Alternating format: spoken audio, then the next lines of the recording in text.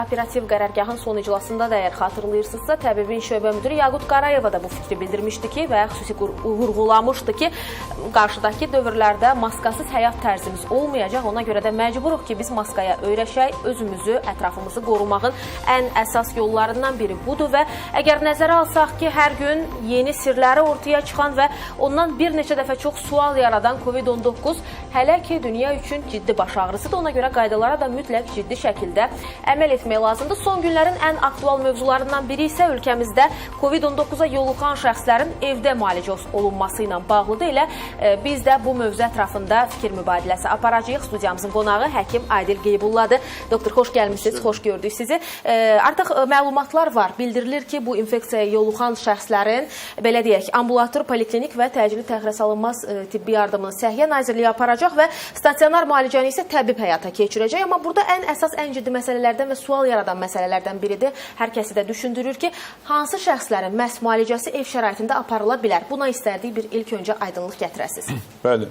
Deməli, bu ambulator müalicənin, yəni ev şəraitində müalicənin əsas iki aspekti işlənib hazırlanmalıdır. Birinci, xəstələrin seçimi, hansı xəstələr ev şəraitində müalicə oluna bilər. İkinci isə ambulator xidmətin özünün təşkili. Yəni, bu necə təşkil olunacaq? Təcili yardım əgər hansısa kimsə deyilsə, otur evdə müalicə olun, belə müalicə ola bilməz. Bunun üçün Azərbaycanda Sovetdən qalma sahə həkimləri institutu var. Yəni bizdə ailə həkimi institutu yoxdur, hələ formalaşmayıb. Amma sahə həkimləri institutundan deməli, əvvəlcə həkimlərin siyahısı tutulur. Ayrı-ayrı regionlar üzrə, rayonlar üzrə, ya kvartallar üzrə. Konkret poliklinikalar var bizdə, hələlik onlar ləğv olunmayıb. Poliklinikada ya ola bilər, ayrıca bir qərargahda bunlar otururlar və bütün elektron avadanlıqla təmin olunurlar və bu gün FaceTime, Skype, WhatsApp və digər görüntülənmə üzərindən xəstələrlə daim əlaqələr saxlanılır, müraciət edənlərlə və s.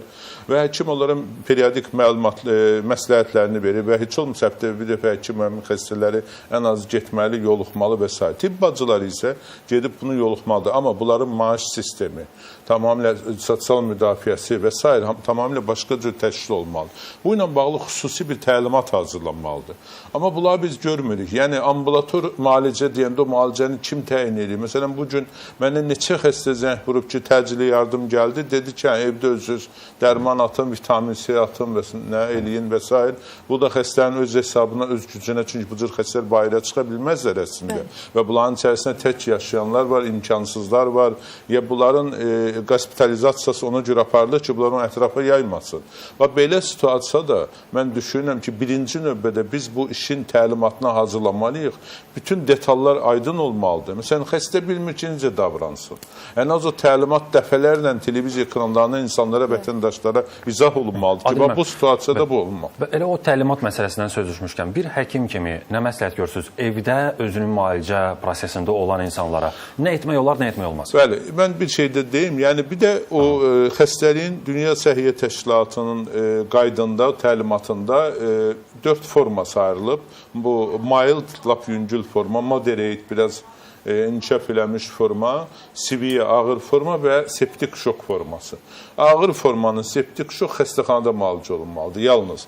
Amma ilk forma evdə müalicə oluna bilər. Bu da kriteriyalardır, yəni. Ona görə də o kriteriyaların seçilməsindən bağlı xəstəyə mütləq birinci dəfə dəyilməli, ən az ondan analiz götürülməli, müəyyən qan analizləri və s. dinamikada bunun səyahətini izləmək üçün. Sonra bəzi xəstələrin kompüter tomografiyasında döş qəfəsinin rentgen müayinəsi izləmək üçün müəyyən şərait yaradılmalıdır. Yəni, hansı xəstələr ambulator, daha doğrusu ambulansla gətirib orada müayinə eləmək, yenidən yerinə qaytarmaq. Bu proseslərin hamısı təşkil olmalıdır. Bax, indi bu təşkilat məsələsi, təlimat məsələsi ortada yoxdur. Və ambulator xidmət də Səhiyyə Nazirliyinə verib. Əslində, bu işə gərək başdan Səhiyyə Nazirliyi rəhbərlik elər. Çünki ölkədə bütün assosiativ əlaqələri yaxşı bilir, xəstəxanalar və s. Uzun müddət bunun, bu infeksiyaların mübarizə təcrübəsi var və s. Amma indi hər halda bu iki struktur bu ilə mübarizə aparır və səlahiyyətlər bölgüsü yaranır. Burada gərək elə işlər qurulsun ki, hər kəs öz səlahiyyətin hara qədər olduğunu və məsuliyyətin hara qədər olduğunu bilsin. Yoxsa hansısa bir belə qarışıqlıqda hər bir dövlət strukturu bilməlidir ki, hara qədər o məsuliyyət daşıyır. Bunun hamısını belə struktur, hər tərəfli şəkildə yanaşma lazımdır ki, sizin də qeyd etdiyiniz bu effektivlik olsun. Və bir məsələ də maraqlıdır. Tutaq ki, insan koronavirusa yoluxub və ona deyiblər ki, sən özünü təcrid elə, otur otaqda, evində, özünü müalicə et. Onun alacağı dərmanları, ona veriləsi dərmanları və yaxud da tövsiyə olunan dərmanları ona kim verməlidir? Yəni, çox yaxşı sualdır. Yəni, təbibin hazırladığı bir təlimat var. Orada bilirsiniz, bəlkə də tanışsınız onunla, bir 3-4 dərman var. Vitamin C-dir, vitamin D-dir, arbidoldur və s. Yəni bu cür dərmanlar. Ümumiyyətlə, arbidolun Dünya Səhiyyə Təşkilatının təlimatında bu xəstəliklərin ayrı-ayrı formaları üçün müalicə mexanizmləri var. Aydınlaşdırılıb ki, ölümün səbəbi atipik pnevmoniyanın yaratdığı fəsaddır, yəni ağciyər çatışmazlığı, ağciyər ödemidir və yaxud da ki, sitakin tufanıdır, sitakin ağciyərdir. Bu zaman həddən artıq ifraz olunan sitakinlər insan toxumalarını dağıdır və həyatla bir araya sığmayan zədələnmələr əmələ gəlir. Yəni, bu hər ikisinin qarşısının alınması məsələsi var. Bunlar ikisi də stasionarda həll olmalıdır. Və maddələrdən antiviral dərman olaraq yeganə remdesivirin adı çəkilir orada. İlk 5 gün müddətində yüngül formalarda. Qalan arbidoldur, başqa antiviral dərmanların bir effekti yoxdur ümumiyyətlə. Hər halda bu bizim Dünya Səhiyyə Təşkilatının. Ona görə də əhali daha çox yaxşı olar ki, xəstəlik əgər özündə halsızlıq, təngi nəfəslik, qızdırma və bunu davam edən bir situasiyada özünü hiss edirsə, mütləq yoxlanmalıdır. Çox adam, çox xəstələr görür. Bizə müraciət edən, gələn və s. Hamısı görürsən, neçə gündür bu vəziyyətdə özündən xəstəliyi uzaqlaşdırmağa çalışır. Məndə heç nə yoxdur və s. Hal-hazırda pandemiya olmasaydı, bunlara bəlkə əhəmiyyət verməmək olardı. Amma pandemiya dövrü olduğu üçün mütləq bu cür şikayətlər olan xəstəlik, üstəlik dad bilmə, qoxu bilməyin itməsi, döş qəfəsinə sıxıntı hissi, halsızlıq, bəzi xəstələrdə qarın ağrıları, sonra deyək ki, mədə bağırsaq pozuntuları və s. kimi hallar da müşahidə olur. Amma bunlar biraz daha çox əlavə görüntülərdir və bu halsızlığın mütləq səbəbi var, birdən-birə. Qızdırmanın mütləq səbəbi var. Bu elə-belə baş verə bilməz. Ona görə də bu adamlar mütləq yoxlanmalıdır. Adil müəllim, qeyd edirsiniz ki, təlimata daxil olan dərmanların bəziləri ümumiyyətlə effekt vermir. Bəli, yəni bu dərmanları mən hesab edirəm ki, biz indi əhaliyə, mən də düşünürəm ondan ki, bəlkə bir, heç olmasa bir resept təklif edən insanlar bundan istifadə. Əgər bunlar öz hesabına müalicə olunurlarsa, ən az heç olmasa insanlar bundan bir fayda görsünlər. Bilsinlər ki, nə almalıdır? Bəli. Biz ancaq insanları ev şəraitində vitamin C-ni, böyük dozada, vitamin D-ni, deməli, mütləq, çünki böyük əksər əhalidə onun deposu çox aşağıdır. Sink preparatına, çünki sink virusların bölünməsini ləngidən bir mikroelementdir. Bunlar sübuta yetirilib. Və bir də yaxşı olar ki, insan immunoglobulinlərindən birini, onun əzələ formaları var və s. var. Bu sistemlərdən gedir söhbət? Yox, söhbət təbletdən. Sistemi evdə hər adam qoydura bilmir. Şikayətin də əsas hissələrindən biri odur ki, evdə müalicə olunan xəstələr tibb bacısı tapa bilmirlər. Heç kim gedib evdə olan müalicələmə yeri eləmir, getmək istəmir. Belə bir bərbad vəziyyət yaranıb. Yəni, insanların biz hayına çatmalıyıq. Ona görə də zamanında xatırlayırsa biz buradan demişik ki, yoluxma sayı 600-ü keçəcək bu əmsalla. Və ona gəlib biz yaxınlaşırıq yoluxma əmsalı ilə. Ona görə biz təbii ki, detallı bir müalicə insanlara deyə bilmərik bu televiziya ekranları, amma ən azı o müalicələri biz deyə bilərik ki, olan həm təhlükəsizliyi təmin olunub, həm də insanların immun sistemini ən azı müəyyən bir vəziyyətdə saxlaya bilir. Ağırlaşan xəstələrə, məsələn, deyək ki, immun sitakin tufanı yaranan xəstələrdə konkret istifadə olunan dərmanlar var. Yalnız və yalnız xəstəxana, stasionar şəraitdə tətbiq oluna bilər. Sonra xəstələrin əksəriyyəti yaxşı olar ki, mütləq damar genişləndirici bir şey içsinlər. Məsələn, nikotin turşunun iynəsində, ampulasında istifadə edə bilirlər. Çünki müəyyən olunub ki, bu deməli virus elə bir enzimi inqibasiya eləyir ki, blok eləyir. Bu zaman vazomotor mərkəzlərdə spazm yarar. Vazomotor mərkəzlər damarların spazmını törədir. Yəni bir tərəfdən biz o ventilyasiya aparatı ilə xəstəyə oksigen veririk, amma damarlarla o geyib ora çatmır. Təsəvvür edin. Sıxılır da. Təsəvvür ki, böyük bir borudan su gəlir, amma xırda borular tutulub deyib, o gedib oraxa bilmir. Yəni bizim oksigeni bədənə çatdırmaq üçün birinci növbədə vazospazmı götürməliyik. Ona görə də ev şəraitində nikotin turşusunun vurulması da təhlükəsizdir. İnsanlar bunu eləyə bilərlər. Mikrosirkulyasiya, yəni bizim toxumalarımıza hava çatması, saturasiyanın aşağı düşməməsi çox mühümdür burada. Yəni bəzi şeyləri mən də düşünürəm ki, sosial şəbəkələrdən bəlkə də müraciət edə insanlar heç olmasa ev şəraitində bunları istifadə edə bilsinlər. Həm preventiv məqsədlə, həm müalicə məqsədi ilə. Adil bəy, İndi bir məsələ də çıxıb ortaya və bu bir müddət təbii ki, müzakirə mövzusudur. Həm Avropada, həm digər ölkələrdə, həm də Azərbaycanın özündə. Bir insan koronavirus testi verir və onda negativ çıxır. Və bu insan ciyərlərini yoxlatırandan sonra məlum olur ki, onda pnevmoniya var. Bir müddət keçir üstündən və onda pozitiv test çıxır. Bu barədə sizin məlumatınızı bilmək istərdim. Nədir səbəb və pnevmoniya xəstəsi koronavirus xəstəsidir deyə bilərikmi biz? Bəli. Məsələ buradadır ki, COVID xəstələrində bu SARS pnevmoniyasının olduğu kimi, əslində bu ştam özünü SARS ştamı kimi aparır. Sadəcə olaraq bu biraz daha kontagioz, daha aqressiv gedir. Ona görə də bunun adını SARS-CoV-19 qoyublar, bu virusun adını. Və bu zaman ortaya çıxan bütün əlamətlər bircə dəyərləndirilməlidir. Kimsə gedib test verir, amma onun qızdırması varsa, halsızlığı varsa, test mənfi çıxırsa, bu heç də arxain olmaq buna lazım deyil.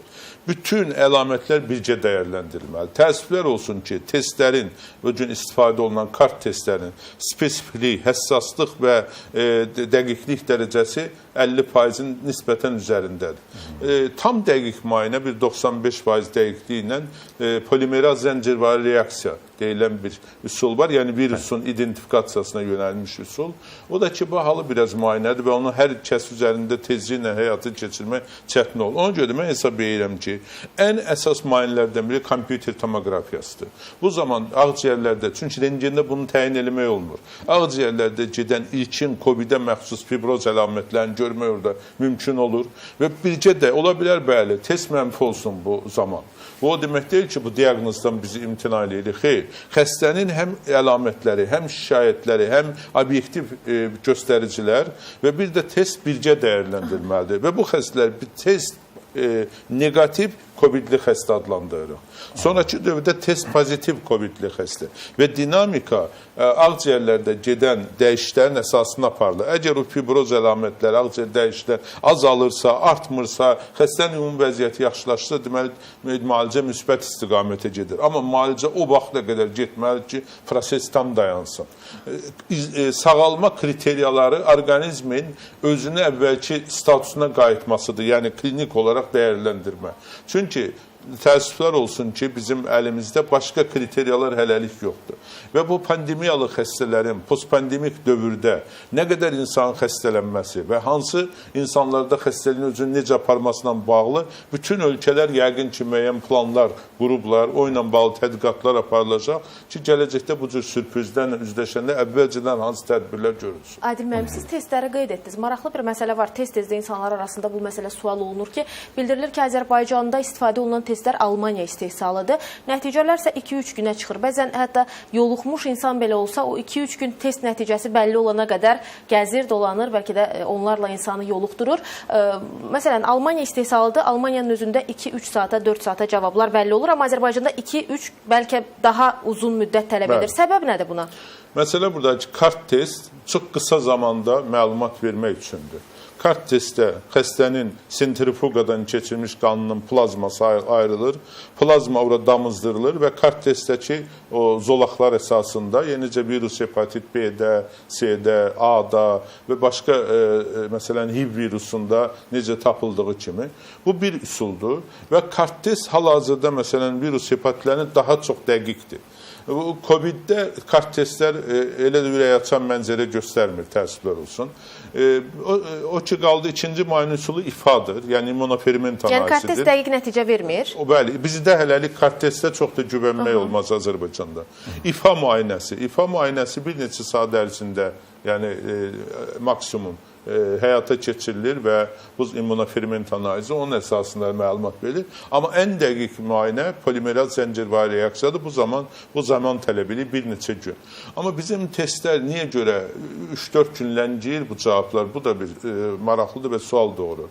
Azərbaycana idxal olunan testlərin Almanya istehsal olması haqqında bir şey deyə bilmərəm, amma bir şey bilirəm ki, Rusiyadan da bura testlər alınmışdı və Rusiyadan özündə Sibirdə istehsal olunan bu testlərin özləri yarıtmaz olduğu üçün ondan imtina edilər, özləri xaricdən test aldılar. Bir müddət Moskvada bunlardan istifadə edilər. Bilməm, biz hansı Təbib sədri açıqlama vermişdi ki, Almaniyadan gətirilir. Əlbəttə, mən o ilə bağlı yəni faktiki məlumatlara malik olmadığım üçün bir şey deyə bilmərəm. Nurən, bir məsələndə soruşum sizdən. Bayaq qeyd etdiniz ki, insanın koronavirusdan sağalması o deməkdir ki, insan tam şəkildə özünə qayıdır, yəni öz vəziyyəti normallaşır.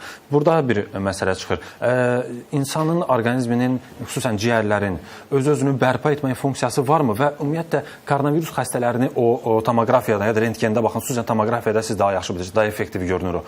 Orada hansı müşahidələr olur, hansı fərqlər olur? Ümumiyyətlə, COVID xəstələrdə buzlu şüşə sindromu olur.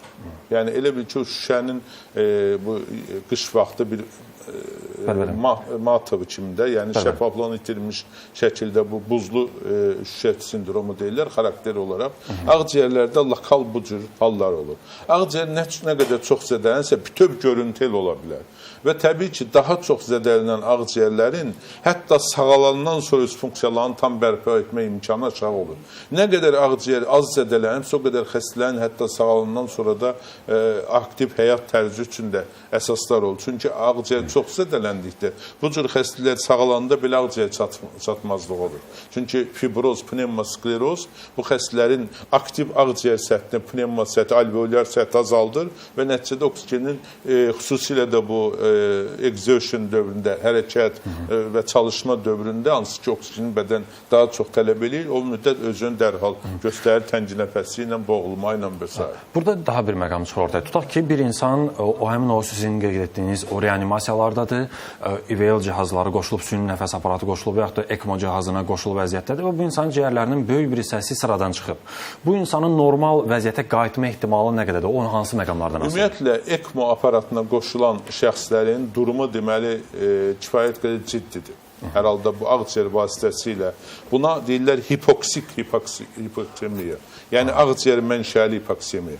Birbaşa bizim oksigenin alıb diffuz olub qana keçməyimiz oradan başlayır.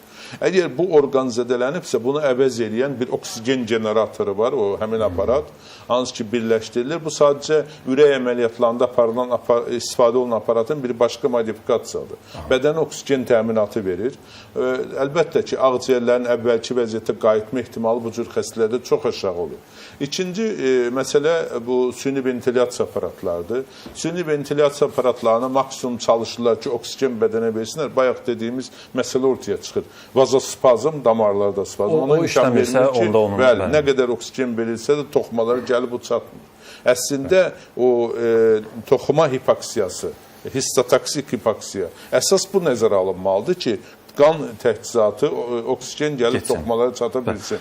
Yəni, o patogenetik mexanizmlərin hamısı, təbii ki, bu stasionarın işidir, həkimlərin işidir, bunun xəstələr ev şəraitində bu işləri görə bilməsin. Ev şəraitində olanlardan söz etmişik, Adil həkim. Son olaraq, bir qısa olaraq məsləhətinizi verərdiniz, evdə müalicə alan və xüsusilə nəzərə alsaq ki, evdə digər ailə üzvləri də var, onları da qorumaq baxımından nə etsinlər? Ev şəraitində müalicə artıq bir zərurətə çevrilir. Çünki bu qədər xəstəni və getdikcə artan templə olan xəstələri Bakı xəstəxanaları, palataları demək, özündə cəmləşdirmək, toplamaq hüququna, imkana malik deyil. Ona görə də müəyyən bir kateqoriya xəstələr, yüngül xəstələr, daha çox orta ağırlıqlı xəstələr ev şəraitinə müalicə almalıdırlar.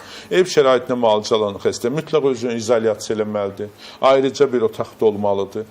Yaxşı olar ki, özünə qulluq eləsin və o mətbəxdə, başqa evdə olanda başqa ailə üzvləri orada olmasın, uşaqlarla təmas olmasın. Yəni, bu şeyləri gözləmək lazımdır maksimum. Maska da olsun, otağın havalandırmasına ciddi fikir verilsin. Yəni, indi yay vaxtıdır, yəni bu soyuq və s. olmaq imkanı azdır. Kondisioner altında olmasın.